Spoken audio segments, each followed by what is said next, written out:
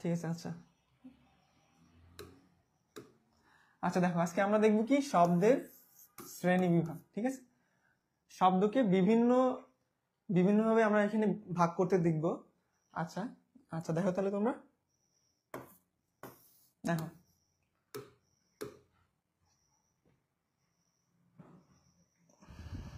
আচ্ছা দেখো আমরা দেখব বাক্যের ক্ষুদ্রতম অংশ হচ্ছে শব্দ। ঠিক আছে, বাক্যের ক্ষুদ্রতম অংশ শব্দ এবং শব্দের ক্ষুদ্রতম অংশ হচ্ছে বর্ণ, এবং ধ্বনির লিখিত রূপকে কি বলা হয়? বর্ণ বলা হয়। ঠিক আছে, আচ্ছা দেখো, বাক্যের ক্ষুদ্রতম অংশ হচ্ছে শব্দ এবং শব্দের ক্ষুদ্রতম অংশ হচ্ছে বর্ণ।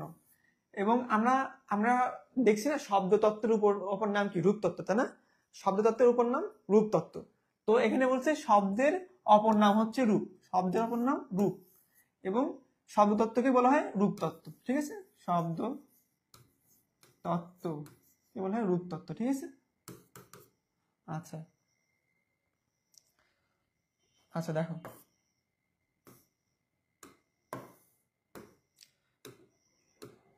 দেখো শব্দ কি আমরা এখন আমরা দেখি যে আমাদের হচ্ছে তোমাদের 19-এ যেটা আগের ব্যাকরণ বই এবং বর্তমান যেটা ব্যাকরণ বই, এটার মধ্যে কিছুটা পার্থক্য আছে, কিছুটা পার্থক্য। তো তোমরা অবশ্যই যেটা নতুন 19-এর ব্যাকরণ বই বা নতুন যেটা আমাদের আসছে সেটা তোমরা ফলো করবা, তাহলে তোমাদের ভুল হওয়ার সম্ভাবনা কম থাকবে। আচ্ছা দেখো তাহলে, শব্দকে আমরা ভাগ করতে পারি। দেখো এখানে বলছে উৎসগত অনুযায়ী এক জায়গায় 4 প্রকার, এক জায়গায় 5 প্রকার। ঠিক আছে, বর্তমান ব্যাকরণ অনুযায়ী এটা কি? 4 প্রকার। ঠিক আছে, 4 প্রকার কি? তৎসম শব্দ, তদ্ভব শব্দ, দেশি শব্দ, বিদেশি শব্দ। ঠিক আছে, কিন্তু পূর্বের ব্যাকরণ ঠিক আছে, পূর্বের ব্যাকরণ অনুযায়ী শুধুমাত্র অর্ধ তৎসম শব্দ বেশি, তাছাড়া তৎসম শব্দ, তদ্ভব শব্দ, দেশি শব্দ এবং বিদেশি শব্দ 4টা উভয়টাই বিদ্যমান। ঠিক আছে, এটা কি? উৎসগত অনুযায়ী আমরা দেখছি পূর্বের ব্যাকরণে 5 প্রকার এবং বর্তমান ব্যাকরণে 4 প্রকার। ঠিক আছে, আচ্ছা তাহলে তৎসম শব্দ, তদ্ভব শব্দ, দেশি শব্দ, বিদেশি শব্দ, এর মধ্যে আমরা কি তৎসম শব্দ আগের ক্লাসে দেখছি, তাই না? আগের ক্লাসে তৎসম শব্দ দেখেছি। তৎসম শব্দ আমরা কিভাবে আইডেন্টিফাই করব, কিভাবে চিনবো, এটা আমরা আগের ক্লাসে দেখেছি, এবং আজকে বাকি তদ্ভব, দেশি, বিদেশি, ঠিক আছে, এগুলো দেখবো। আচ্ছা এখন দেখো গঠনগত অনুযায়ী 2 প্রকার, একটা হচ্ছে মৌলিক শব্দ, সাধিত শব্দ। ঠিক আছে, আমরা কিন্তু মৌলিক শব্দে একবার দেখছিলাম, একটা প্রশ্ন আসছিল কি? গোলাপ ছিল, আমরা গোলাপকে কি বলছিলাম? মৌলিক শব্দ। ঠিক আছে, একটা কি? সাধিত শব্দ। আচ্ছা দেখো, আর একটা হচ্ছে অর্থগত, আর এটা কি? গঠনগত। ঠিক আছে, অর্থগত যৌগিক শব্দ, রূঢ় বা রূঢ়ি শব্দ এবং যোগ রূঢ় শব্দ। ঠিক আছে, আচ্ছা এই পর্যন্ত তোমরা সবাই ক্লিয়ার কিনা জানো? আমরা পরের স্লাইডে চলে যাব। 158 জন চলে আসছো, মাশাআল্লাহ, ভালো উপস্থিতি, জানাও। আচ্ছা সিনথিয়া, তমামা, মুস্তাকিম, মাইশা, মিফতাহুল জান্নাত, সবাই ক্লিয়ার? হ্যাঁ দেখো, আচ্ছা এখন আমরা এগুলো ডিটেইল দেখবো। ঠিক আছে, এগুলো সবাই এখন ডিটেইল দেখবো, কোনটা মৌলিক শব্দ, কোনটা সাধিত শব্দ, কোনটা যৌগিক, কোনটা রূঢ়, কোনটা যোগ রূঢ় শব্দ। ঠিক আছে, আচ্ছা দেখো দেখো তৎসম শব্দ আমরা আজকে পড়বো না, কারণ এটা আমরা পূর্বে ক্লাসে পড়েছি। এখন দেখবো আমরা অর্ধতৎসম বিষয়টা কি? অর্ধতৎসম হচ্ছে তৎসম থেকে কিছুটা বিকৃত হয়ে আসবে, বিকৃত হয়ে সেটা কি হবে? সেটা হবে অর্ধতৎসম। দেখো সংস্কৃত থেকে সামান্য কি হবে? সংস্কৃত থেকে সামান্য বিকৃত বা পরিবর্তিত। ঠিক আছে, অর্ধতৎসম এর অর্থাৎ কি হবে? অর্ধতৎসম হচ্ছে সংস্কৃত থেকে সামান্য বিকৃত বা পরিবর্তিত। আচ্ছা তৎসম মানে কি? আমরা জানি তৎসম মানে সংস্কৃত, তৎসম শব্দ মানে সংস্কৃত শব্দ একই। ঠিক আছে, আচ্ছা আর অর্ধ তৎসম হচ্ছে আধা সংস্কৃত। ঠিক আছে, আঞ্চলিক ও অপ্রচলিত শব্দগুলো অর্ধ তৎসম শব্দ। মানে আমরা অনেক সময় হচ্ছে বলি না, মানে নিজের বলার উচ্চারণের বিভিন্ন আঞ্চলিকতা বা উচ্চারণের সুবিধার্থে আমরা অনেক সময় তৎসম শব্দকে বিকৃত ভাবে বলি। যেরকম হচ্ছে মস্তক হচ্ছে তৎসম শব্দ, যেমন মস্তক হচ্ছে তৎসম শব্দ, এটাকে আমরা বিকৃতি করে কি বলি? মাথা, কারণ মস্তক থেকে মাথা উচ্চারণ করা আমাদের জন্য সহজবোধ্য। ঠিক আছে, এই কারণে এটা কি পরিবর্তিত হয়েছে, এবং এটা কি হবে তখন? পরিবর্তিত হওয়ার কারণে এটা এখন তৎসম শব্দ হয়ে গেছে। আচ্ছা উদাহরণ দেখো, উদাহরণ হচ্ছে ক্লিয়ার করে নিয়ে দেখো, এটা হচ্ছে জ্যোৎস্না। জ্যোৎস্না এটা কিন্তু উচ্চারণ করা একটু অনেকটা টাফ। এখান থেকে কি হয়েছে জ্যোৎস্না, এটা কিন্তু একদম সহজ, খন্ডে তো উচ্চারণ করতে হচ্ছে না, এখানে আমরা স উচ্চারণ করছি, ঠিক আছে। তাহলে কি জ্যোৎস্না, জ্যোৎস্না থেকে কি জ্যোৎস্না। আচ্ছা, গ্রাম, গ্রাম আমরা অনেক সময় বলি না গ্রাম, গ্রামের মানুষজন কিন্তু গ্রাম না বলে অনেক সময় গ্রাম বলে, গেরাম বলে, ঠিক আছে। এটাই হচ্ছে কি গ্রাম থেকে যখন গ্রামে আসবে তখন এটা কি অর্ধ তৎসম। শ্রাদ্ধ থেকে যখন শ্রাদ্ধ আসবে তখন এটা কি অর্ধ তৎসম। সূর্য থেকে যখন সূরজ হবে তখন কি এটা অর্ধ তৎসম। জন্ম থেকে কি জন্ম, এটা কিন্তু প্রশ্নে আসার সময় সময় রৌদ্র থেকে কি রৌদ্র। জন্ম থেকে কি হবে জনম। রুদ্র থেকে কি, আমার এক বন্ধুর নাম ছিল রৌদ্র, তো আমরা ওকে বলতাম রুদ্র, রুদ্র, ঠিক আছে, রৌদ্র না বলে রুদ্র বলতাম, ঠিক আছে। এটা হচ্ছে এই দেখো, রৌদ্র থেকে কি হবে রোদ, রত্ন থেকে কি হবে রতন, ঠিক আছে। এগুলো কি, এগুলো হচ্ছে অর্ধ তৎসম শব্দ। আচ্ছা ঠিক আছে, ক্লিয়ার কিনা, অসুবিধা হলে জানাও তোমরা। আমরা অর্ধ তৎসম শব্দ দেখলাম, এখন আমরা দেখবো সামনে। আচ্ছা দেখো, দেখো তদ্ভব শব্দ। তদ্ভব হচ্ছে সংস্কৃত থেকে, বিষয়টা হচ্ছে সংস্কৃত থেকে জাত হবে। দেখো তদ্ভব হচ্ছে তদর্থ, তদর্থ কি তা, তা মানে কি সংস্কৃত, ঠিক আছে, সংস্কৃত। আর ভব অর্থ কি জাত, ভব অর্থ জাত, তাহলে কি সংস্কৃত হতে জাত। তাহলে কি বুঝবো আমরা, তদ্ভব হচ্ছে সংস্কৃত হতে জাত। আচ্ছা দেখো, যেসব শব্দ সংস্কৃত থেকে প্রাকৃত ভাষার মধ্য দিয়ে পরিবর্তিত হয়ে বাংলায় এসেছে, তাহলে যেসব শব্দ প্রাকৃত ভাষার মধ্য থেকে পরিবর্তিত হয়ে বাংলায় এসেছে সেগুলো কি তদ্ভব শব্দ। তদ্ভব শব্দ থেকে তোমাদের প্রশ্ন আসতে পারে, দেখো। আচ্ছা ক্লিয়ার ভাইয়া, ঠিক আছে ক্লিয়ার। দেখো দেখো হস্ত, ঠিক আছে, দেখো হস্ত এটা কি তৎসম শব্দ, ঠিক আছে। তারপর কি হুত, হুত এটা কি প্রাকৃত। আর হাত হচ্ছে তদ্ভব শব্দ, হাত কি তদ্ভব শব্দ, ঠিক আছে। চর্মকার, চর্মকার এগুলো কি, এগুলো হচ্ছে প্রাকৃত, দেখো এটা হচ্ছে প্রাকৃত। আচ্ছা চর্মকার থেকে কি চামা, এটা কি তদ্ভব শব্দ। মস্তক থেকে মাথা, এটা কি তদ্ভব শব্দ। হস্তি থেকে কি হাতি, হস্তি থেকে হাতি, এগুলো হচ্ছে তদ্ভব শব্দ। ভক্ত থেকে ভাত, গাত্র থেকে গা, সর্প থেকে সাপ, চন্দ্র থেকে চাঁদ, পক্ষী থেকে পাখি। মৃত্তিকা থেকে কি, মৃত্তিকা কিন্তু অনেকের নাম হতে পারে, মৃত্তিকা, মৃত্তিকা থেকে কি ওয়েট ওয়েট। আচ্ছা ভাই একটু স্লো পড়িয়েন, স্লোই তো পড়াচ্ছি, আরো স্লো পড়াবো তোমাদের, চ্যাপ্টারটা একটু জটিল টাইপের। তোমরা কি শুনতে পাচ্ছ আমাকে? সাউন্ড কম ছিল না? ও আচ্ছা আচ্ছা ঠিক আছে, সাউন্ড প্রবলেম। আচ্ছা তাহলে দেখো, আচ্ছা দেখো তাহলে কি সৌভাগ্য থেকে কি সোহাগ, পপট থেকে পাপড়, ঠিক আছে। তাহলে আমরা দেখলাম তদ্ভব শব্দ এবং কি অর্ধ তৎসম শব্দ, ঠিক আছে। আচ্ছা তোমরা এটা মাথায় রাখবে, অনেক সময় তোমাদের পেঁচে যেতে পারে যে এটা অর্ধ তৎসম শব্দ না তদ্ভব শব্দ, ঠিক আছে। আচ্ছা তাহলে এইগুলো কি, এগুলো হচ্ছে তদ্ভব শব্দের উদাহরণ, উদাহরণগুলো তোমরা মাথায় রাখবা। আচ্ছা সাউন্ড একটা সমস্যা হয়েছিল, ঠিক করে দেওয়া হয়েছে, এখন আর অসুবিধা হবে না ইনশাল্লাহ। আচ্ছা দেখো দেখো দেশি শব্দ, দেখো ঠিক আছে, দেশি শব্দ, দেশি শব্দ দেখো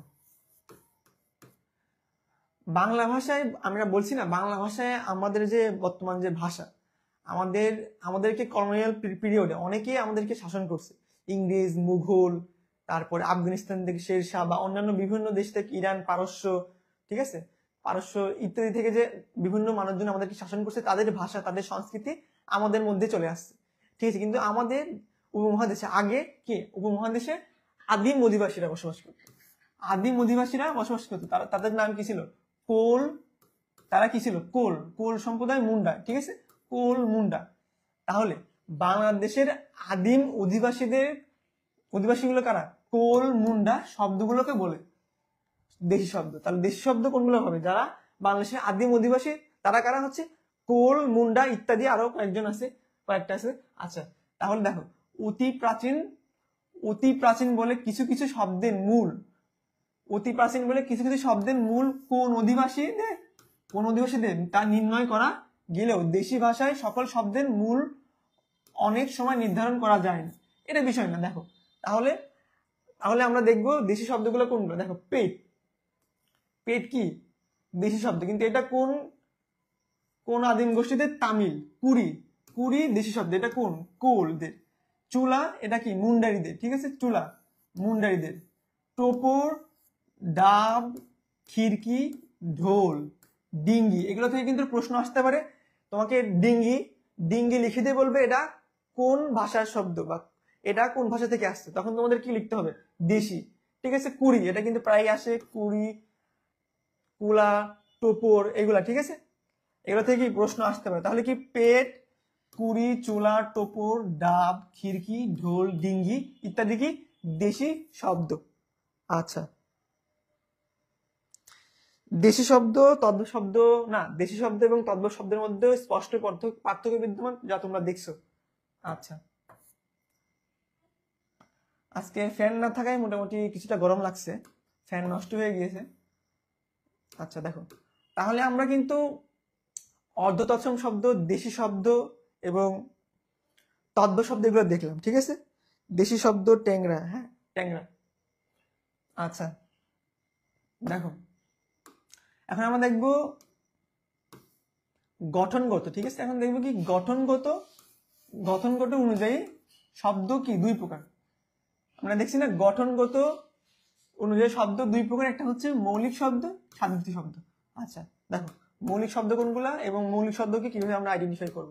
আচ্ছা, যে শব্দকে আমরা এর আগে বলেছি, যে শব্দকে বিশ্লেষণ করলে তাকে আর ভাঙা যায় না, বা যে শব্দের সাথে প্রত্যয়, উপসর্গ, ঠিক আছে, এগুলো যুক্ত থাকে না। ঠিক আছে, যে শব্দকে বিশ্লেষণ বা ভাঙলে ওই শব্দ ছাড়া অন্য শব্দ পাওয়া যায় না, তাকে কি বলা হয়? মৌলিক শব্দ বলা হয়। তাই মৌলিক শব্দ হচ্ছে ভাষার অবিভাজ্য মানে যাকে আর ভাঙা যায় না, অবিভাজ্য মানে যাকে আর ভাঙা যায় না, অবিভাজ্য, স্পষ্ট অর্থাৎ যুক্ত শব্দ। তাহলে বিশ্লেষণ করলে কোনো অর্থ খুঁজে পাওয়া যায় না, এইসব শব্দ পূর্ণ অর্থ প্রকাশ করে বলে এদেরকে স্বয়ংসিদ্ধ শব্দ বলে। এদের কি স্বয়ংসিদ্ধ শব্দ বলে। এটা কিন্তু আসতে পারে, এটা হচ্ছে কি মৌলিক শব্দের অপর নাম কি? স্বয়ংসিদ্ধ শব্দ। তাহলে তোমরা মাথায় রাখবে যে মৌলিক শব্দের অপর নাম স্বয়ংসিদ্ধ শব্দ, এবং মৌলিক শব্দকে ভাঙলে আর অন্য কোনো শব্দ বা ভাঙলে আর কিছু পাওয়া যায় না। ঠিক আছে, মৌলিক শব্দ হচ্ছে স্বতন্ত্র। তাহলে বিভক্তিহীন, দেখো বিভক্তিহীন নাম শব্দকে বলা হয় প্রতিপাদিক। বিভক্তিহীন নাম শব্দকে কি শব্দ? নাম শব্দ।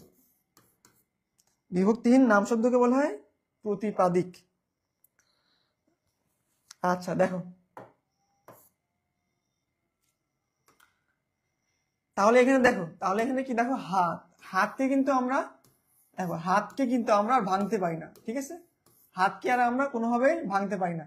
গোলাপ, কলম, ফুল, বক, বই, অর্থাৎ এই যে শব্দগুলো, এই শব্দগুলোর সাথে কিন্তু কোনো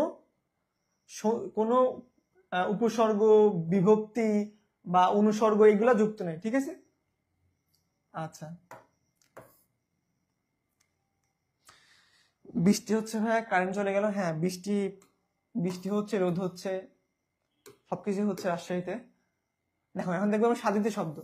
তাহলে আমরা মৌলিক শব্দ দেখলাম, মৌলিক শব্দতে কি বিভক্তি, উপসর্গ, অনুসর্গ এগুলো কি যুক্ত থাকবে না, কিন্তু যেটা সাধিত শব্দ সেগুলো থেকে এগুলা যুক্ত থাকবে। সিম্পল বিষয়, একদমই মৌলিক শব্দতে কিছু যুক্ত থাকবে না, এটা কি স্বতন্ত্র থাকবে, যাকে ভাঙলে আর কিছু পাওয়া যাবে।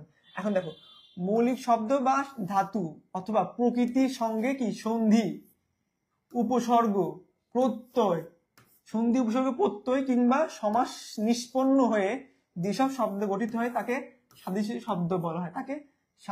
শব্দ বলা হয়, আচ্ছা দেখো, তাহলে কি হাতা এখানে কি হয়েছে? দেখো, হাত প্লাস আ, সরিয়া এটা কি বিভক্তি, তাহলে এটা কি হয়েছে? হাতা। এটা হচ্ছে সাধিত শব্দ। গোলাপ প্লাস এখানে দীর্ঘইটা এখানে চলে আসছে, গোলাপ প্লাস দীর্ঘ, এটা কি? গোলাপি। তাহলে এটা কি? এটা হচ্ছে সাধিত শব্দ। আচ্ছা ঠিক আছে, দেখো যেমন কলমি, এখানে কি রস্যই যুক্ত আছে, ফুলেল, ফুল যোগ এল, এটা কি ফুলেল, এটা হচ্ছে কি সাধিত শব্দ। চল, চল যোগ, দেখো চল যোগ অন্ত, চলন্ত। ঢাকা যোগ আয়, ঢাকায়, ঠিক আছে, এগুলো কি চলন্ত, এটা কি কৃত প্রত্যয়ের সাথে যুক্ত, ঠিক আছে। তাহলে কি প্রত্যয়, সন্ধি, উপসর্গ, প্রত্যয় কিংবা সমাস নিষ্পন্ন হলে এগুলো কি হবে, সাধিত শব্দ হবে। পরাজয়, পরা, নীল পদ্ম, পরাজয়, গড় মিলন, এগুলো কি গড়, গড়, গড় কি উপসর্গ বলো তো, বলো সবাই বলো, গড় কি উপসর্গ জানাও, গড় কি উপসর্গ জানাও, শব্দে দ্বিত্ব করে গঠিত, সবাই জানাও গড় কি উপসর্গ।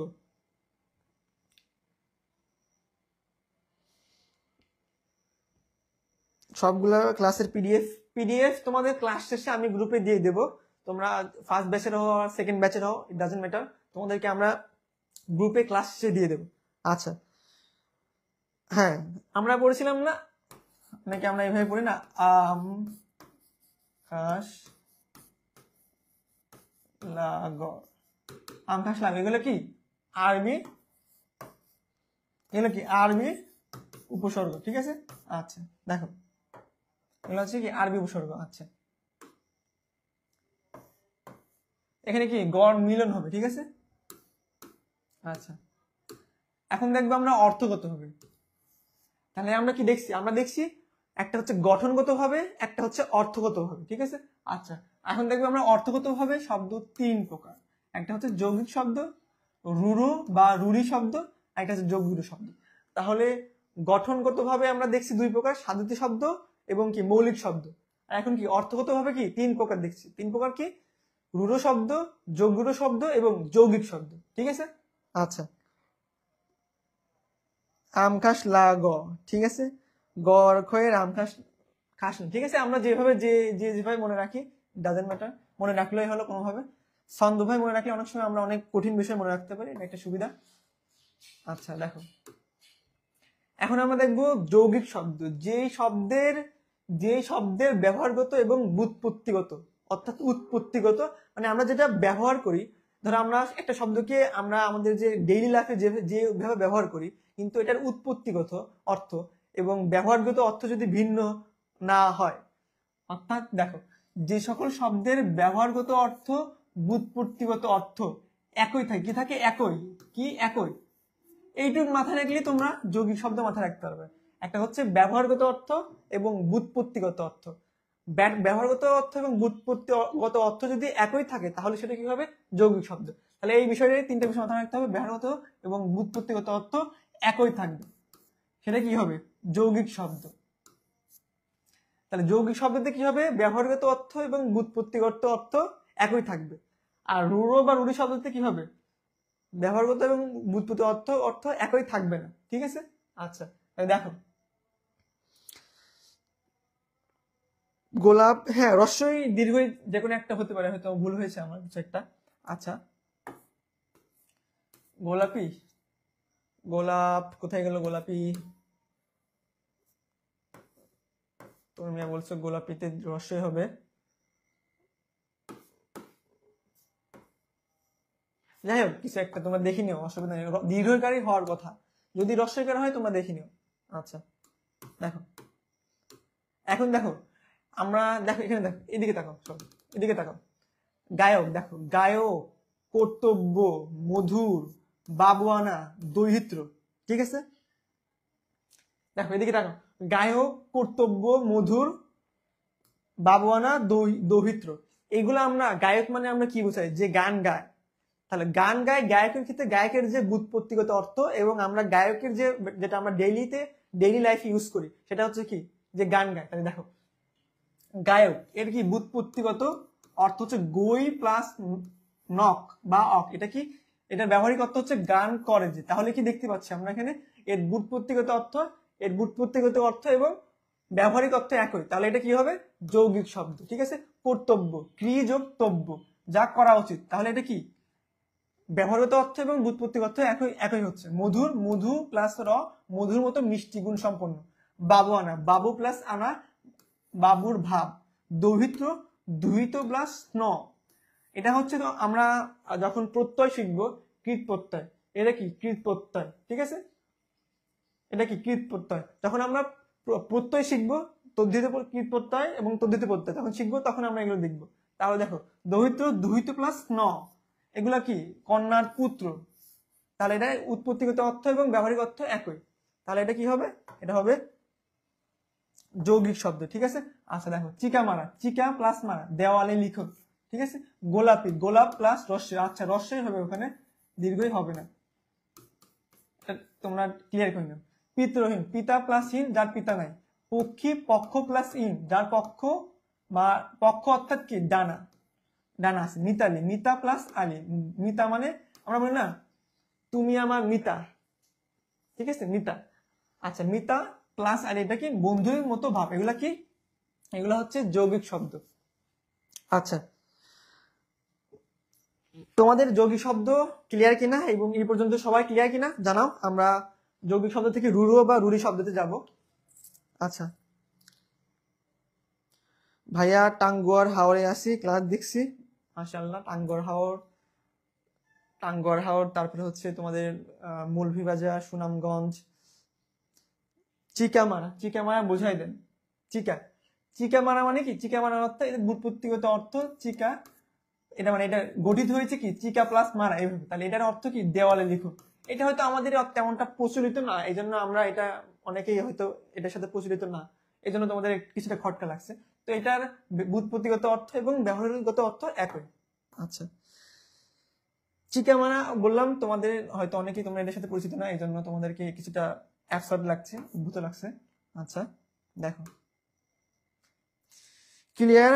ফারিয়া, মালিহা, আশামণি, মিতা, হ্যাঁ মিতা মানে বন্ধু, বা আমরা বলি না তুই আমার মিতি, মিতি, মিতি, মিতা, আমরা বলি যে যখন একজনের নাম আরেকজনের নামের সাথে সেম থাকে তখন আমরা কিন্তু এভাবে বলি যে তুই আমার মিতি, মিতা, এভাবে, ঠিক আছে। আচ্ছা মাহমুদুল, মোনা, তোমরা সবাই বলছো ক্লিয়ার। দেখো তাহলে আমরা দেখবো রুরি শব্দ, দেখো রুরি শব্দ, সন্ধি, দেখো খেয়াল করো সবাই, সবাই খেয়াল করো এখানে, সন্ধি প্রত্যয় বা উপসর্গজাত যে সকল শব্দ মূল অর্থের কি হবে না, অনুগামী হবে না, মাথায় রাখো এইটুক, এইটুক মাথায় রাখতে হবে। সন্ধি প্রত্যয় উপসর্গজাত যে সকল শব্দ মূল শব্দের অর্থের অনুগামী না হয়ে অন্য অন্য কোনো বিশেষ অর্থ, অন্য কোনো বিশেষ অর্থ জ্ঞাপন করে তাকে রূঢ় বা রূঢ়ি শব্দ বলে। তাহলে সন্ধি প্রত্যয় বা উপসর্গজাত যে সকল শব্দ মূল অর্থের অনুগামী না হয়ে যদি অন্য কোনো অর্থ জ্ঞাপন করে তাহলে সেটা কি হবে, রূঢ়ি বা রূঢ় শব্দ হবে। আচ্ছা ঠিক আছে, এখন আমরা উদাহরণগুলো দেখো, উদাহরণগুলো দেখো, দেখো হস্তি, দেখো হস্তি, হস্ত প্লাস ইন, তাহলে এখানে কি হস্তি দ্বারা আমরা কি বোঝাচ্ছি, হস্তি দ্বারা আমরা কি হাতি বুঝাই, কিন্তু হস্তির যে ব্যুৎপত্তিগত অর্থ সেটা হচ্ছে হস্ত আছে যার, হস্ত মানে কি হাত আছে যার, হাত আছে কার, মানুষ। তাহলে আমরা হস্তির দ্বারা তাহলে ব্যুৎপত্তিগত অর্থ কি বোঝাচ্ছে, মানুষ, হস্ত আছে যার, মানুষের কি হাত আছে না, তাহলে মানুষের হাত আছে, তাহলে এটা কি হবে ব্যুৎপত্তিগত অর্থ কি হস্ত আছে যার। কিন্তু হস্তির দ্বারা কি আমরা বোঝাচ্ছে এটা কি হাতি, পশু, ঠিক আছে, পশু বিশেষ। তাহলে কি দেখতে পাচ্ছি আমরা এখানে, এখানে ব্যুৎপত্তিগত অর্থ এবং ব্যবহারিক অর্থের মধ্যে পার্থক্য বিদ্যমান। তাহলে ব্যুৎপত্তিগত অর্থ এবং ব্যবহারিক অর্থের মধ্যে পার্থক্য বিদ্যমান থাকলে সেটা কি হবে, সেটা হবে রূঢ় বা রূঢ়ি শব্দ। একদম ক্লিয়ার, ঠিক আছে। আচ্ছা দেখো প্রবীণ, দেখো প্রবীণ, প্রবীণ মানে কি, প্রবীণ, প্রবীণ মানে একটা বয়সের একটা সীমা, ঠিক আছে। দেখো প্রো, প্রো প্লাস বিন, তাহলে প্রকৃষ্ট বিনা বাজাতে পারেন যিনি তিনি কি প্রবীণ। কিন্তু এটাকে দ্বারা আমরা কি বোঝাচ্ছি, বয়স্ক ব্যক্তি। তাহলে প্রবীণ দ্বারা কি আমরা কি বোঝাচ্ছি যে যিনি প্রকৃষ্ট বিনা বাজাতে পারেন, প্রবীণ দ্বারা কিন্তু আমরা এটা বুঝাই না। প্রবীণ দ্বারা আমরা বোঝাই যিনি বয়স্ক ব্যক্তি বা 50 ব্যক্তি, তার বয়স 50-এর বেশি, তাকে আমরা কি বলি প্রবীণ, প্রবীণ, ঠিক আছে। তাহলে এখানে ব্যবহারগত অর্থ এবং ব্যুৎপত্তি অর্থের মধ্যে পার্থক্য বিদ্যমান। আচ্ছা গবেষণা, দেখো গরু, গরু বানান কিন্তু আমরা এইভাবে লিখি, ঠিক আছে, গরু বানান, কিন্তু বর্তমানে আধুনিক বাংলা ব্যাকরণ বলছে গরু বানানে আমাদেরকে এভাবে লিখতে হবে, ঠিক আছে, গরু, গরু আমাকে এভাবে লিখতে হবে, ঠিক আছে। দেখো গবেষণা, গবেষণা এখানে গবেষণা মানে কি গো প্লাস এসোনা, এসোনা মানে কি খোঁজা, গো মানে কি, গো মানে গরু, গো মানে হচ্ছে গরু, তাহলে গরু খোঁজা। কিন্তু আমরা গবেষণা মানে গরু খোঁজা, কিন্তু আমরা কি এটা ব্যবহার করতে বা আমাদের প্র্যাকটিক্যাল লাইফ ইউজেসে কিন্তু আমরা এটার দ্বারা গবেষণা বলতে কি বোঝাই, ব্যাপক পর্যালোচনা। ঠিক আছে, আচ্ছা এইভাবেই দেখো সন্দেশ সমযোগ দেশ, যেন কোনো সংবাদ কিন্তু আমরা বোঝাই মিষ্টান্ন বিশেষ। আচ্ছা তোমরা কি বলছো ভাই এই শব্দগুলো বুঝতে গেলে সমাস প্রত্যয় বোঝা লাগবে বেশি। এখন সমাস প্রত্যয় এটাতে বোঝা লাগবে না, তোমরা যদি এটা শুধু দেখো হস্তি হস্ত আসে যান, এটা কি কিন্তু ব্যবহারিক অর্থ কি, সেটা হচ্ছে পশু বিশেষ, কিন্তু আমরা এটার ব্যুৎপত্তি অর্থ হচ্ছে হস্ত আসে যান।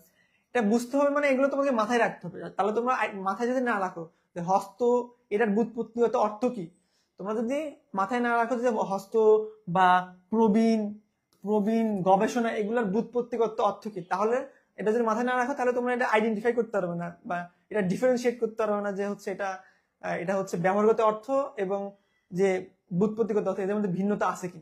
তো এইগুলা তোমাদের এই বিশেষ করে এইগুলো তোমাকে মাথায় রাখতে হবে, এইগুলা মাথায় রাখতে হবে তোমাদের। ঠিক আছে, আচ্ছা এখন দেখো বাঁশি, বাঁশি হচ্ছে দেখো বাঁশি হচ্ছে বাঁশ যোগ ই, বাঁশ দিয়ে তৈরি কোনো বস্তু। ঠিক আছে, বাঁশ দিয়ে তৈরি কোনো বস্তু, কিন্তু এটা দ্বারা আমরা কি বোঝাচ্ছি, এক ধরনের বাদ্যযন্ত্র। রাখাল, রাখ প্লাস আল, এটা কি কীট প্রত্যয়, যে রাখে বা রক্ষা করে, এটা কি যে, কিন্তু আমরা রক্ষা করে কি বোঝায়, একটা যে প্রসেসর, এটা কি একটা পেশা টাইপের, পেশা, রাখাল কি একটা পেশা না। আচ্ছা দেখো হরিণ, রি প্লাস ইন, হৃদয় আছে যা, কি হৃদয় আছে যা, এটা কি পশু বিশেষ, এটার ব্যুৎপত্তিগত অর্থ এবং ব্যবহারিক অর্থের মধ্যে কি ভিন্নতা আছে। আচ্ছা দেখো তৈল, তিল বা তিল যোগ স্ন, তেলের তৈরি যে কোনো পদার্থ, কিন্তু আমরা এর দ্বারা বোঝাচ্ছি উদ্ভিজ্জ স্নেহ পদার্থ।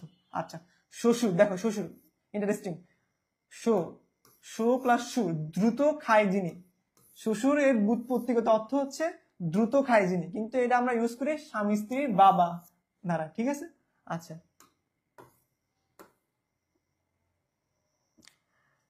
দেখো একটা টপিক বুঝতে গিয়ে কে যেন বলছে, কে আক্তার মো বলছো, একটা টপিক বুঝতে গিয়ে আগেগুলো ভুলে যায়, এটা হচ্ছে তোমাদের প্র্যাকটিসের অভাব। তোমরা যদি বারংবার প্র্যাকটিস করো তাহলে এটা মাথায় রাখতে পারবা, একবার পড়লে তোমরা স্বাভাবিক ভুলে যাবা। তো এটা বারংবার পড়তে হবে, বারংবার দেখতে হবে, না তোমরা এটা মাথায় রাখতে পারবে না। আচ্ছা দেখো মাংস, মা প্লাস অংশ, মায়ের অংশ, মায়ের অংশ, কিন্তু এটা দ্বারা কি বোঝাচ্ছে মাংস। ঠিক আছে, বা কোনো কোনো উদ্ভিজ্জ অংশ। আচ্ছা পলাশ, পল যোগ আশ, পল মিশ্রিত ভাত, কিন্তু এক প্রকার কি ফুল, পল অর্থাৎ কি, পল অর্থাৎ হচ্ছে মাংস, পল অর্থাৎ কি মাংস, এটা কি পল মিশ্রিত ভাত, এটা হচ্ছে মধ্যপদলোপী কর্মধারয় সমাস। ঠিক আছে, আচ্ছা আমরা সমাজ দেখব, যখন আমাদের সমাজ পড়বো আমরা তখন সমাজ দেখবো। দেখো জ্যাঠামি, জ্যাঠা যোগ আমি, জ্যাঠার মতো দেখতে, কিন্তু জ্যাঠামি দ্বারা কি বোঝাই আমরা, বোকামি। গবাক্ষ, গোযোগ অক্ষ, গরুর চোখ, কিন্তু গবাক্ষ দ্বারা আমরা বোঝাই জানালা। উপসর্গ, উপযোগ সর্গ আগের অধ্যায়, কিন্তু উপসর্গ দ্বারা আমরা বোঝাই রোগের লক্ষণ। পাঞ্জাবি, পাঞ্জাব যোগ ই, পাঞ্জাবি মানে অর্থাৎ কি, এটা পাঞ্জাবের অধিবাসী, কিন্তু আমরা বোঝাই পরিধেয় পোশাক বিশেষ। লাবণ্য, লবণ যোগ জ, লবণের মতো, লাবণ্য অর্থাৎ লবণের মতো, কিন্তু আমরা বোঝাই লাবণ্য, সৌন্দর্য বোঝাই। আমরা বলি না লাবণ্য, মেয়েটা অনেক লাবণ্য, এরকম টাইপের আমরা বলি, লাবণ্য অর্থাৎ সৌন্দর্য। ঠিক আছে, আচ্ছা আঞ্চলিক ভাষা ইঁদুরের মতো কিছুটা আমাদের এলাকায় ছুঁইছি বলে, হ্যাঁ অনেক বিষয় আমাদের ওখানে এভাবেই বলে, কিছু একটা এভাবে বলে, হয়তো এভাবে অনেকেই বলে। আচ্ছা দেখো এই পর্যন্ত ক্লিয়ার কিনা সবাই? আমরা তাহলে দেখলাম কি, আমরা দেখলাম হচ্ছে যৌগিক এবং রূঢ় বা রূঢ়ি শব্দ। ঠিক আছে, যৌগিক শব্দতে কি, যেটার ব্যুৎপত্তিগত অর্থ এবং ব্যবহারগত অর্থ একই। এই রূঢ় শব্দতে কি হবে, সমাস, সন্ধি এবং প্রত্যয় দ্বারা নিষ্পন্ন শব্দগুলো যারা ব্যুৎপত্তিগত অর্থের অনুগামী না হয়, যদি অন্য অর্থ প্রকাশ করে তাহলে সেটা কি হবে, সেটা হবে রূঢ় বা রূঢ়ি শব্দ। আচ্ছা লাবণ্যময়ী, হ্যাঁ মেয়েটা লাবণ্যময়ী। ঠিক আছে, লাবণ্যময়ী, আচ্ছা লাবণ্য, তাহলে এটা কি সৌন্দর্য। আচ্ছা দেখো এখন আমরা দেখবো যোগগুরু শব্দ। যোগগুরু শব্দ চেনার একদমই সহজ, যেটা হচ্ছে সমাস নিষ্পন্ন যেটা হবে সমাস নিষ্পন্ন যেটা হবে সেটাই হচ্ছে যোগরূঢ় শব্দ। এটুকু মাথায় রাখলে তোমরা যোগরূঢ় শব্দ মাথায় রাখতে পারো, এবং যদি তোমরা সমাসটা কিছু মাথায় রাখতে পারো। কারণ আগে তোমাকে বুঝতে হবে যে জলধি এটা সমাস নিষ্পন্ন শব্দ, তাছাড়া তুমি এটাকে আইডেন্টিফাই করতে পারবে না যে এটা যোগরূঢ় শব্দ না রূঢ় শব্দ না যৌগিক শব্দ। তাহলে বুঝতে হবে যে এটা কি আসল, এটা এই যে জলধি এটা কি সমাস নিষ্পন্ন শব্দ। আচ্ছা দেখো, এখন দেখো সমাস কি, সমাস এটা গুরুত্বপূর্ণ। সমাস নিষ্পন্ন যে সকল শব্দ সম্পূর্ণভাবে সমস্যমান পদসমূহের অনুগামী না হয়ে অন্য কোনো বিশিষ্ট অর্থ গ্রহণ করে তাকে যোগরূঢ় শব্দ বলা হয়। এখানেও কি সমস্যমান কোনগুলা, এগুলা কি সমস্যমান পদসমূহ, এগুলা কি সমস্যমান পদসমূহের অনুগামী না হয়ে অন্য কোনো বিশিষ্ট অর্থ গ্রহণ করে তাকে যোগরূঢ় শব্দ বলা হয়। তোমাদেরকে এত কিছু মাথায় রাখার দরকার নেই, যে শব্দগুলা সমাস নিষ্পন্ন হবে তোমরা ওইগুলা কি দাগাবা, যোগরূঢ় দাগাবে। আচ্ছা দেখো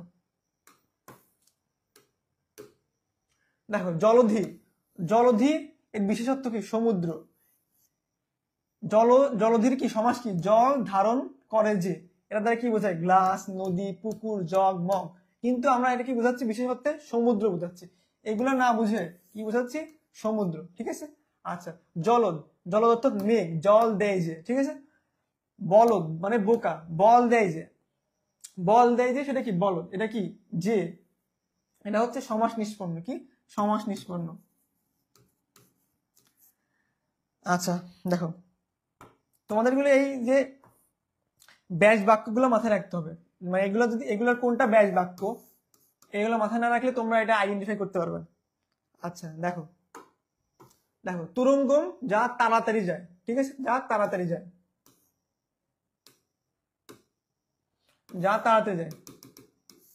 দেখো রাজপুত হচ্ছে জাতি, রাজার পুত্র।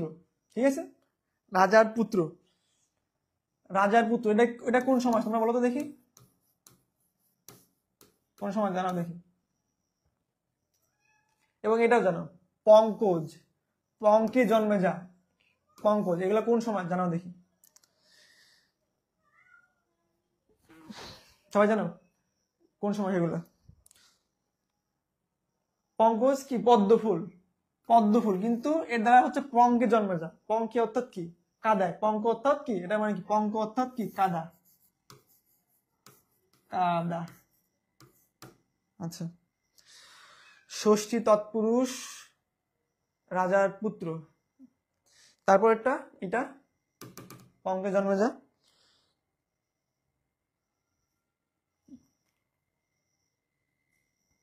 দেখি তোমরা ফার্স্ট টাইমে কেমন পড়াশোনা করছো, অনেকে হয়তো মনে আছে সমাস। এটা তো সহজ, এটা জানো,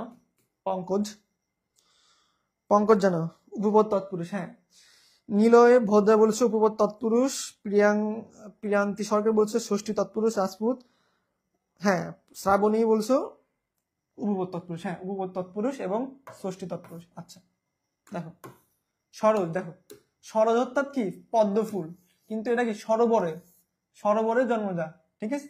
উদ্ভিদ অর্থাৎ এটা কি, বৃক্ষ, মাটি ভেদ করে উঠে যা, এখানে হচ্ছে উদ্ভিদ। মহাযাত্রা মহা সমারোহে যে যাত্রা। ঠিক আছে। মৃত্যু, মহাযাত্রা মানে কি, মৃত্যু।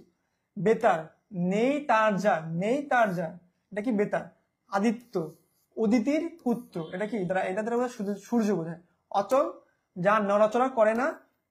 সুহৃদ, সুন্দর হৃদয় যার, এটা কি, বন্ধু। আচ্ছা তোমরা এই যে এখানকার যে ব্যাস বাক্যগুলো আছে, এগুলো মাথায় রাখলে তোমরা এটা আইডেন্টিফাই করতে পারবা যে এটা হচ্ছে তোমাদের যোগগুরু শব্দ। আচ্ছা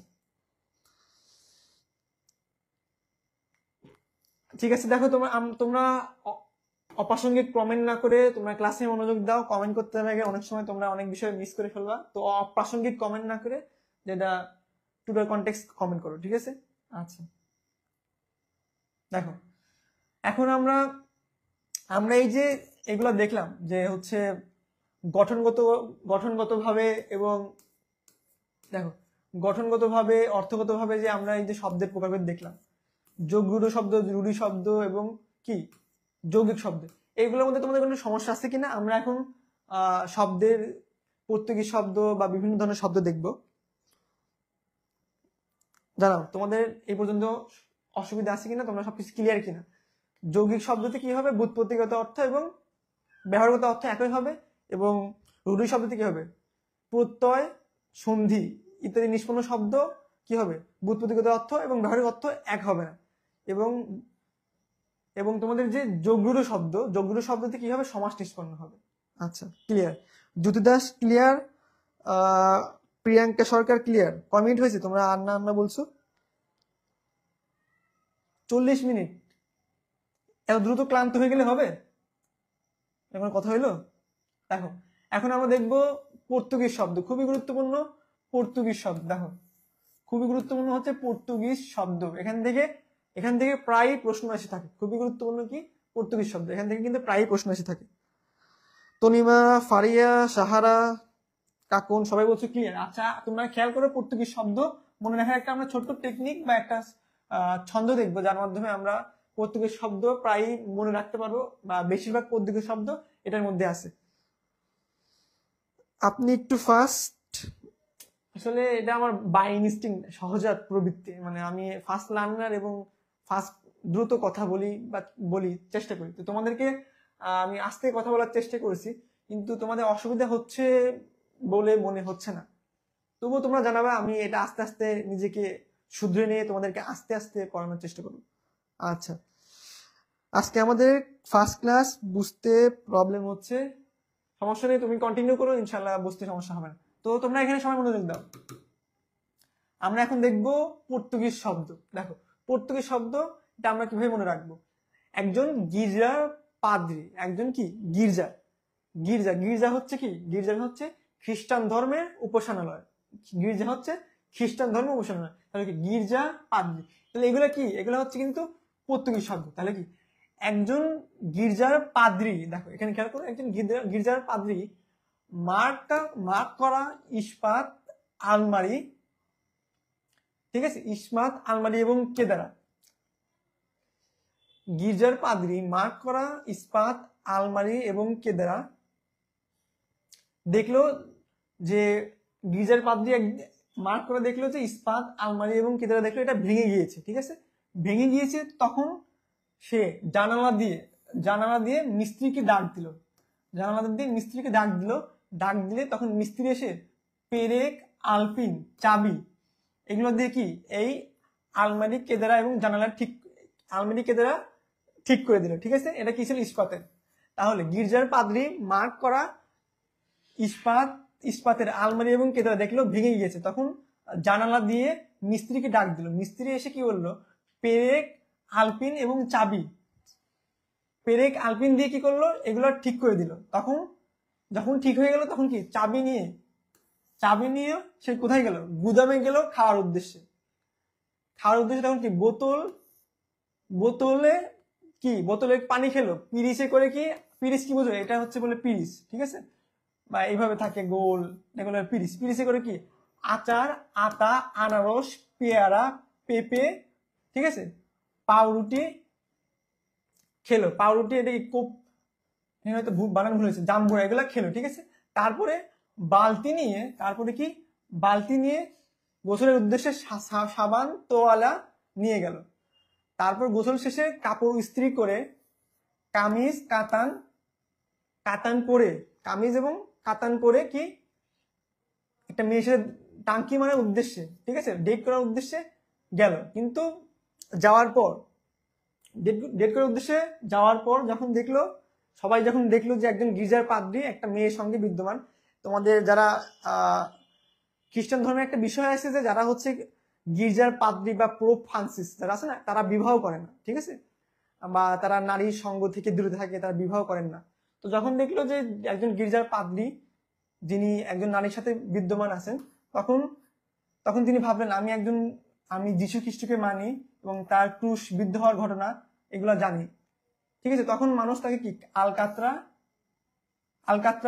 আলকাতরা দিয়ে কি আঘাত করলো, যেহেতু সে পাপ কাজ করে ফেলছে, ঠিক আছে। তাদের ধর্মে একটা বিষয় আছে যে যেটা গির্জার পাদ্রী বা পোপ ফ্রান্সিস যারা থাকেন তারা নারী সঙ্গ থেকে দূরে থাকবে।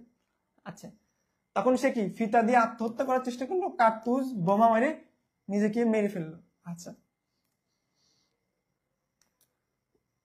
ঠিক আছে, এইভাবে তোমরা এটা মাথায় রাখতে পারো, ঠিক আছে।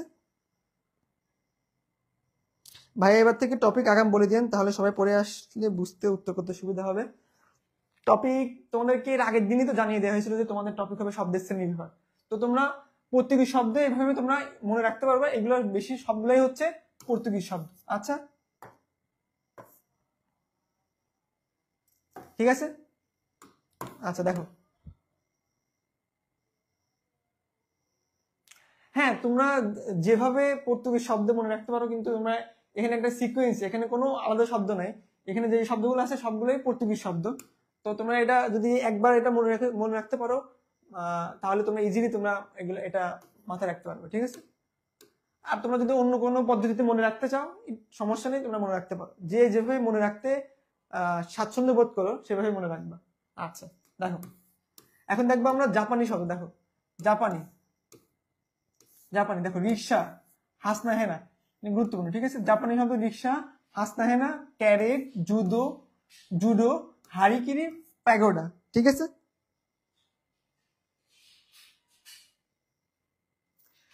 তাহলে কি ক্যারেট, জুডো, হারিকিরি, প্যাগোডা, রিক্সা এবং হাসনা হেনা, এটা কি জাপানি শব্দ, ঠিক আছে। জাপানি শব্দ দেখো, চীনা শব্দ, জাপানি চীনা শব্দ এগুলো কিন্তু প্রায় সময় আসে। চা, চিনি, লিচু, লুচি, এগুলো কি চীনা শব্দ। মায়ানমারের শব্দ হচ্ছে লুঙ্গি, ফুঙ্গি, ঠিক আছে, এগুলো কি মায়ানমারের শব্দ। দেখো গুজরাটের শব্দ আমরা একটা ছন্দের মধ্যে মনে রাখতে পারি, সেটা হচ্ছে হরতালে, হরতালে গুজরাটে খদ্দর পাওয়া যায় না, তাহলে এখানে হরতাল গুজরাট শব্দ, গুজরাটি শব্দ খদ্দর, এগুলো কি গুজরাটি শব্দ। আচ্ছা দেখো পাঞ্জাবি শব্দ, দেখো পাঞ্জাবি শব্দ হচ্ছে শিখ, তারকা, চাহিদা, এগুলো হচ্ছে কি, এগুলো হচ্ছে তোমার পাঞ্জাবি শব্দ। পাঞ্জাবি, পাঞ্জাবি কিন্তু একটা ভারতের একটা কি, পাঞ্জাবের একটা প্রদেশ আছে যেখানে কি সবাই কি পাঞ্জাবি ভাষায় কথাবার্তা বলে, ঠিক আছে। আচ্ছা এখন দেখো ওলন্দাজ শব্দ কি, ইস্কাপন, টেক্কা, তুরুপ, রুইতন, হরতন, এগুলো কি ওলন্দাজ শব্দ, এগুলো ওলন্দাজ শব্দ। ইস্কাপন, টেক্কা, তুরুপ, রুইতন এবং হরতন, এগুলো হচ্ছে ওলন্দাজ শব্দ। দেখো এখন দেখবো আমরা তুর্কি শব্দ। তুর্কি শব্দ হচ্ছে চাকর, চাকু, তোপ, দারোগা, চাকর, চাকু, তোপ, দারোগা, ঠিক আছে। এবং ফরাসি, অর্থাৎ ফরাসি হচ্ছে ফ্রান্সের ভাষা, ঠিক আছে। ফরাসি শব্দ হচ্ছে কি কার্তুজ, কুপন, ডিপো, রেস্তোরাঁ, তাহলে কি ফরাসি শব্দ কোনগুলো, কার্তুজ, কুপন, ডিপো এবং রেস্তোরাঁ, এগুলো হচ্ছে কি ফরাসি শব্দ। আচ্ছা তোমরা এই পর্যন্ত সবাই ক্লিয়ার কিনা জানো, এই পর্যন্ত সবাই ক্লিয়ার কিনা জানো। আমরা কি দেখলাম, জাপানি শব্দ দেখলাম, চীনা শব্দ দেখলাম, মায়ানমার, গুজরাটি, পাঞ্জাবি, ওলন্দাজ, তুর্কি এবং ফরাসি শব্দ, এই শব্দগুলো দেখলাম। তোমরা এগুলো বারংবার পড়বা, বারংবার না পড়লে তোমরা এগুলা মেমোরাইজ করতে পারবে না। আচ্ছা নীল ভাইয়া, নীল আহমেদ ক্লিয়ার, হুমায়রা, উনি সবাই ক্লিয়ার। আচ্ছা দেখো এখন আমরা দেখবো হচ্ছে কি, এখন আমরা দেখবো মিশ্র শব্দ। অনেক সময় দেখবে তোমরা অনেকটা হচ্ছে অনেক শব্দে কি থাকবে, দেখে এটা হচ্ছে যেমন খ্রিস্টাব্দ। খ্রিস্টাব্দ কি ইংরেজি এবং তৎসম শব্দের সমন্বয়ে গঠিত একটি শব্দ। খ্রিস্ট হচ্ছে তৎসম শব্দ, আর অব্দ হচ্ছে খ্রিস্ট হচ্ছে তোমার ইংরেজি শব্দ এবং অব্দ হচ্ছে তৎসম শব্দ। খ্রিস্টাব্দ কি দুইটা শব্দের সমন্বয়ে গঠিত, এটা কি মিশ্র শব্দ হবে এটা। আচ্ছা দেখো মিশ্র শব্দ, দেখো কোনো সময় দেশি ও বিদেশি কি হবে, দেশি প্লাস বিদেশি শব্দের মিলনে শব্দদ্বৈত সৃষ্টি হয়ে থাকে। যেমন রাজা বাদশা, তৎসম প্লাস ফার্সি, দেখো রাজা বাদশা কি তৎসম প্লাস ফার্সি শব্দের সমন্বয় কি, রাজা হচ্ছে তৎসম, ফার্সি বাদশা হচ্ছে কি ফার্সি। হাট বাজার, এটা কি হাট হচ্ছে বাংলা, বাজার হচ্ছে ফার্সি, তাহলে হাট বাজার কি মিশ্র শব্দ। দেখো হেড মৌলভী, হেড হচ্ছে ইংরেজি শব্দ, মৌলভী হচ্ছে ফার্সি শব্দ। হেড পণ্ডিত, পণ্ডিত হচ্ছে কি তৎসম শব্দ, হেড হচ্ছে ইংরেজি শব্দ, এগুলো কি তাহলে এগুলো হচ্ছে মিশ্র শব্দ, হচ্ছে মিশ্র শব্দ।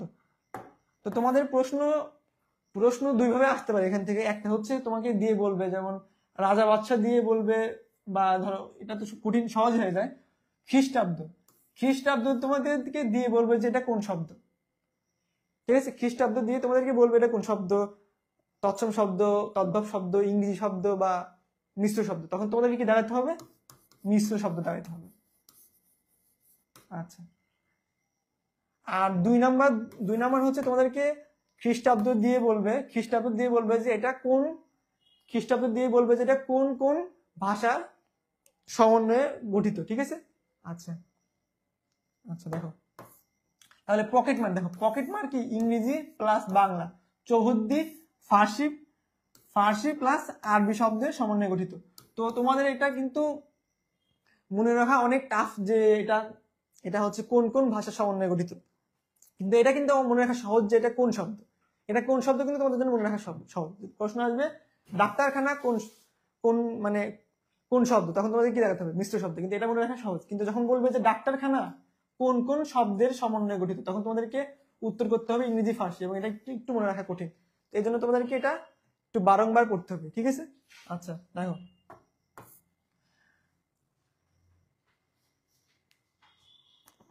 যখন যা পড়াচ্ছেন তখন শুধু বুঝতেছি আর একদিকে পড়ালে ভুলে যাচ্ছি, এটা তোমাদের প্র্যাকটিস করতে হবে, না হলে তোমরা ভুলে যাবে, বারংবার বলছি। আচ্ছা দেখো ম্যান ইজ মর্টাল, মানুষ ভুলে যাবে, কিন্তু তাকে বারংবার পড়তে হবে, রিভাইজ করতে হবে, তখন সে মনে রাখবে। ধরো তুমি হচ্ছে যেমন জিকে বিষয়টা কেমন, যখন তুমি জিকে বইটা হচ্ছে একবার শেষ করবে, যখন জিকে বইটা পুরোপুরি একবার শেষ করবে, তখন হয়তো তুমি 30% মেমোরাইজ করতে পারবে। জিকে বইটা একবার শেষ করলে তুমি হয়তো ব্যক্তিভেদে এটা পরিবর্তন হতে হবে, কেউ হয়তো 30% মেমোরাইজ করবে, কেউ 20%, কেউ 40%।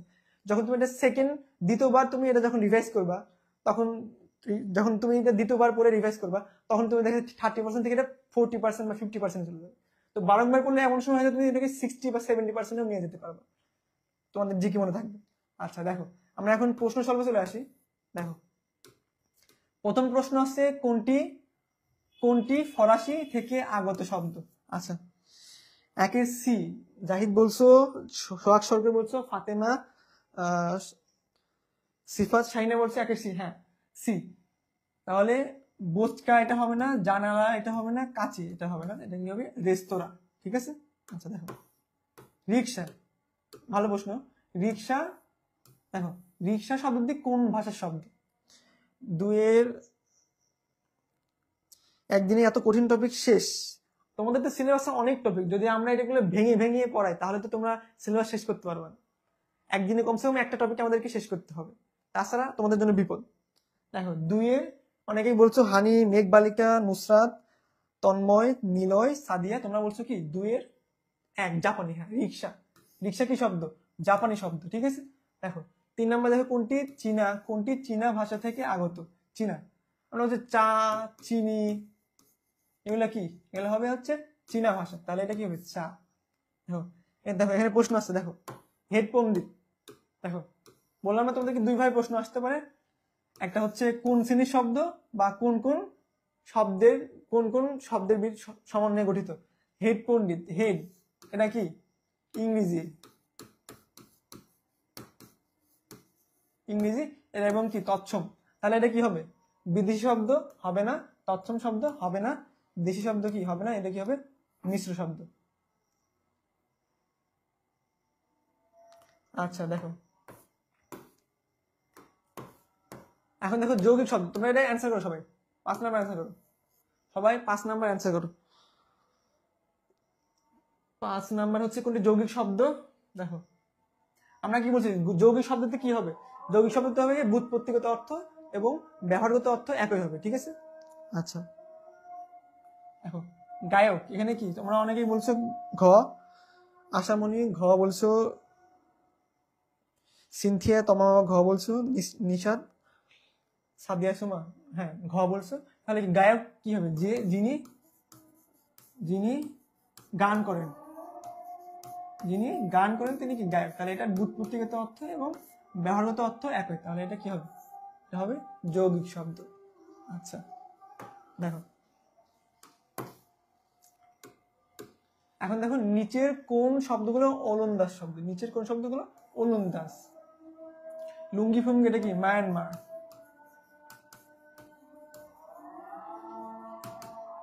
রুইতন, হরতন, লিচু, ভদকা, এলাচিনি, এগুলো হবে না, কি হবে রুইতন এবং হরতন। আচ্ছা দেখো 7 নম্বর দেখো হরিণ এবং হস্তি, দেখো হরিণ এবং হস্তি এটা কি বলছি আমরা হস্তিতে কি বলছে? যার হস্ত, হস্ত আছে যার, এটা কি হস্তি, হস্তি হস্ত আছে, হস্ত মানে কি হাত, তাহলে এটা কি মানুষকে না বোঝে, এটা কি বোঝাচ্ছে? একটা পশুকে বোঝাচ্ছে। তাহলে কি হবে এটা? রুড়ি শব্দ, যোগরুড়ি শব্দ, মৌলিক শব্দ না সাধারণ শব্দ? এটা হবে না, এটা হবে না, কি হবে? রুড়ি শব্দ হবে। যখন ব্যুৎপত্তিগত অর্থ এবং ব্যবহারগত অর্থ ভিন্ন হবে তখন এটা কি হবে? রুড়ি শব্দ হবে। আচ্ছা দেখো 8 নম্বর দেখো, বাসি অর্থ অনুসারে কোন শ্রেণীর শব্দ? বাসি, এখানে এটা হবে না, এটা হবে না, এটা হবে না, এটা হবে না, এটা কি হবে? রুড়ি শব্দ বা রূঢ় শব্দ, ঠিক আছে? আচ্ছা আমরা দেখি না, কার্তুজ, কুপন, কার্তুজ, কুপন, এগুলা কি শব্দ হবে? কার্তুজ শব্দটি কোন ভাষা থেকে বাংলায় এসেছে? আমরা কিন্তু সবার শেষে কি পড়েছি? ফরাসি শব্দ পড়েছি। 9 কত বলো সবাই দেখি? 8-এর গ বলছো অনেকেই, হ্যাঁ 8-এর গ রুড়ি শব্দ। ঠিক আছে, আজান দিচ্ছে, তোমরা এগুলো অ্যান্সার করতে লাগো।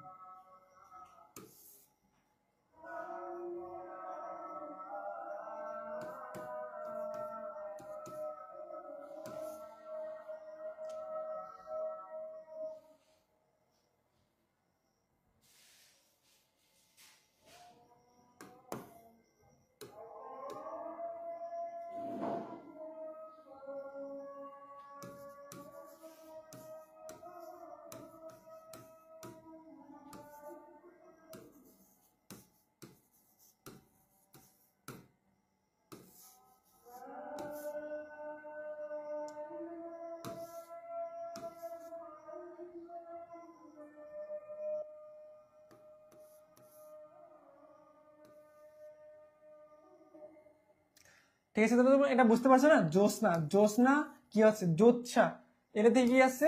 জ্যোৎস্না আসছে, তাহলে এটা কি? অর্ধ তৎসম। তৎসম থেকে যখন একটু বিকৃত বা পরিবর্তিত হয়ে কি আসবে তখন এটা কি হবে? অর্ধ তৎসম হবে, ঠিক আছে? আচ্ছা তাহলে এটা কি হবে? অর্ধ তৎসম। আনারস, আনারস কোন শব্দ বলো? উর্দু, হবে না, হবে না, পর্তুগিজ শব্দ। আচ্ছা চা, এটা কিন্তু আমরা আগে দেখছি চা কোন ভাষা থেকে আগত, এটা কি চীনা। আচ্ছা জানা 15 নম্বরটা অ্যান্সার করো সবাই। গরম লাগতেছে। আচ্ছা আচ্ছা ঠিক আছে, হ্যাঁ আচ্ছা তোমরা কি শুনতে পাচ্ছ? Just minute. নেট চলে গেছে, হ্যাঁ মাহবুবা, হ্যাঁ নেট চলে গেছে আমরা। আচ্ছা তোমরা অনেকেই অ্যান্সার করছো, দেখো 15 নম্বর। সৌরভ বলছো 15C, নুজাত তামাসসুম 15C। হ্যাঁ হাত, হাত এটা কি? তদ্ভব শব্দ, এটা কি থেকে আসছে? হস্ত, হাত, ঠিক আছে? তাহলে এটা কি? তদ্ভব শব্দ। আচ্ছা দেখো, হ্যাঁ নেট ছিল না, ঠিক আছে? আচ্ছা দেখো 16 নম্বর দেখো, গবেষণা, গবেষণা এটা কি? গরু,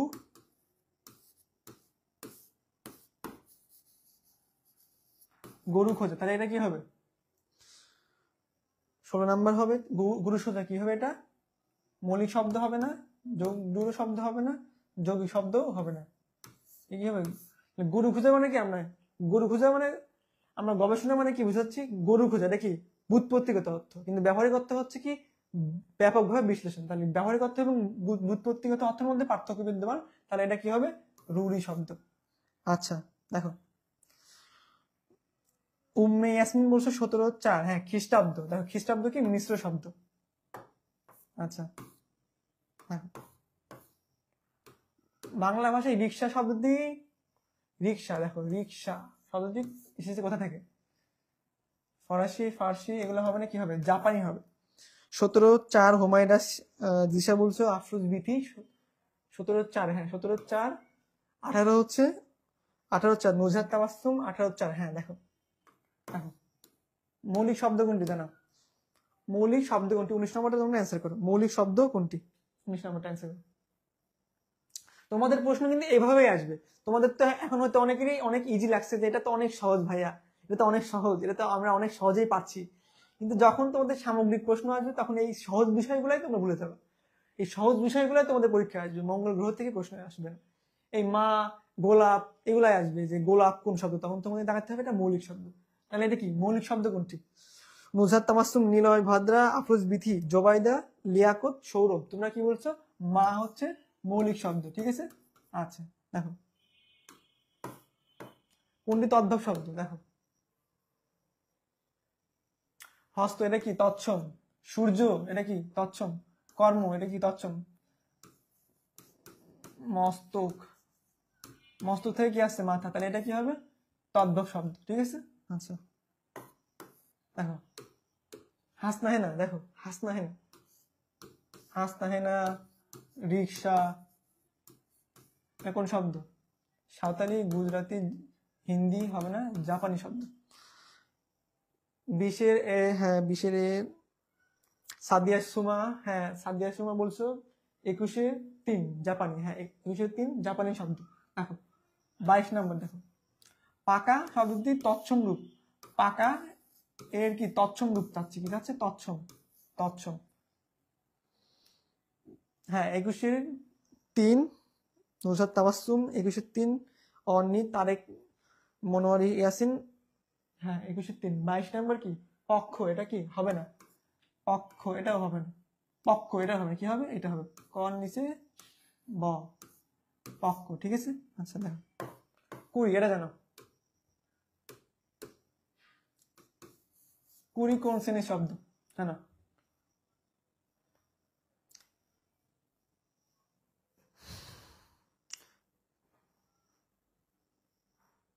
তোমাদের কত সময় হয়েছে? 1 ঘন্টা 1 মিনিট, হ্যাঁ আমরা আর 2-3 মিনিটের মধ্যে আমাদের ক্লাস শেষ করবো।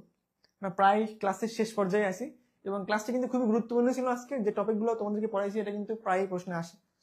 আচ্ছা 23-এর গ, হ্যাঁ দেশি শব্দ কুড়ি, কুড়ি, ট্যাংরা দেখছি আমরা, আরো কোল, মুন্ডারি, এগুলো এগুলো কি ভাষা গোষ্ঠীর আদিম গোষ্ঠীর শব্দগুলো কি হবে?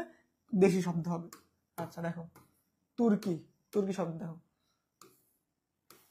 তুর্কি শব্দ কোনটা? এজলাস হবে না, বোতল, ফাজিল, এটা হবে না, কি হবে? দারোগা হবে।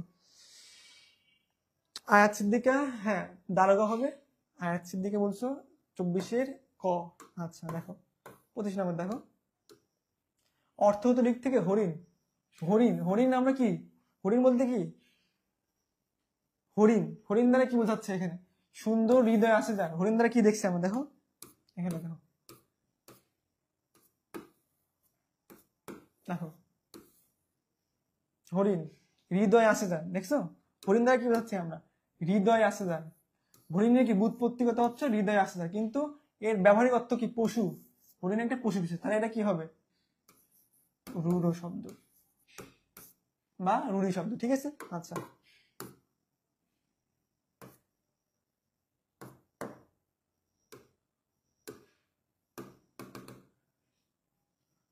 দেখো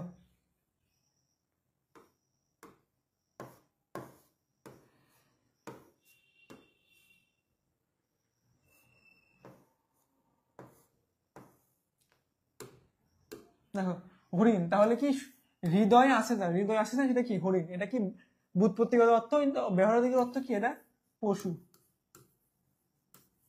আর এটা কি হবে? রূঢ়ি বা রূঢ় শব্দ। অর্থবোধ বিষয়ে তুরঙ্গ, এটা কি? সমাস নিষ্পন্ন। সমাস নিষ্পন্ন কি হবে? সেটা যোগ রূঢ় শব্দ, ঠিক আছে। আচ্ছা 26-এর তনিমা, 26-এর হ্যাঁ হ্যাঁ 2বার কমেন্ট করছো, তাহলে যেন ভাইয়া দেখতে পাই, নাকি একাধিক কমেন্ট করছো তাহলে যেন ভাইয়া দেখতে পাই। আচ্ছা দেখতে পাচ্ছি যে তোমরা এগুলো সবাই পারছো, খুবই সহজ বিষয়। তোমরা খুব সহজেই যদি একটু মনোযোগ দিয়ে পড়ো তাহলে খুব সহজে এটা মনে রাখতে পারবে। দেখো বিভক্তিহীন নাম শব্দকে কি বলে? বিভক্তিহীন, দেখো নাম শব্দকে কি বলে? এটা কি বলে বলো? মৌলিক শব্দ হবে না, কৃদন্ত শব্দ হবে না, নাম পদ হবে না, প্রতিপাদিক। ঠিক আছে, প্রতিপাদিক। আচ্ছা দেখো 28 নম্বর দেখো, 28 নম্বর অ্যান্সার করো সবাই, অ্যান্সার করো 28 নম্বর সবাই অ্যান্সার করো।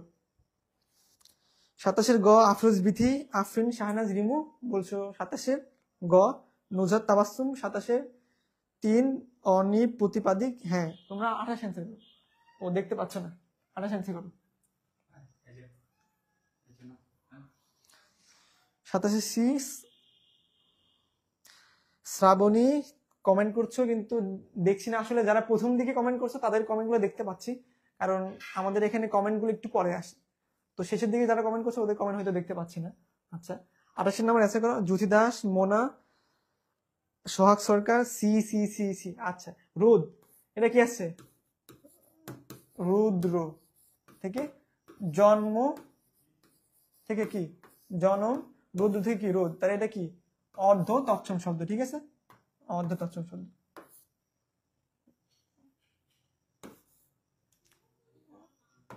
এটা অ্যান্সার করো। সন্দেশ,